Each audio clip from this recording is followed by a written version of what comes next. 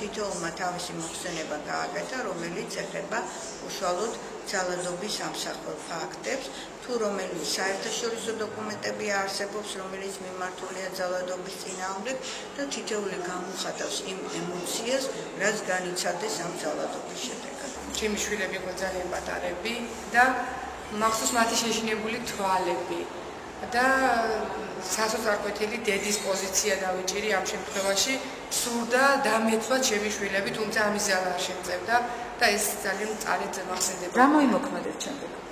მოიმოქმედე ის, რომ ჩემი შვილები მოვათავსე ცოტა ჩემთვის უსაფრთხო ადგილას და მთელი რაც სახლს ლოგინი მქონდა, გარშემო შემოვიწყე, რომ მათ ეს ბრმატყვია არ მოხდროდათ. გავიხსენეთ წარსულიდან ჩვენი შემთხვევები ჩვენი წარსულიდან და ამით გამოვხატეთ, რომ ჩვენ ვუერთდებით ამ მოძრაობას ძალადობის წინააღმდეგ, იმიტომ რომ ეს არც ერთი ადამიანისთვის არც მხოლოდ ქალების წინააღმდეგ ძალადობა, ნებისმიერი ფორმის ძალადობა არ არის კარგის მომტანი, არავისთვის, არც ქალებისთვის, არც მამაკაცებისთვის და ზოგადად საზოგადოებისთვის დამღუპველია.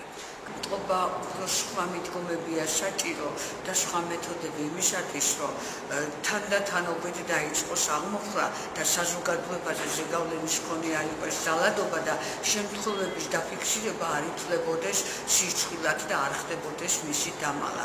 ეს ალბათ მნიშვნელოვანია. კარგია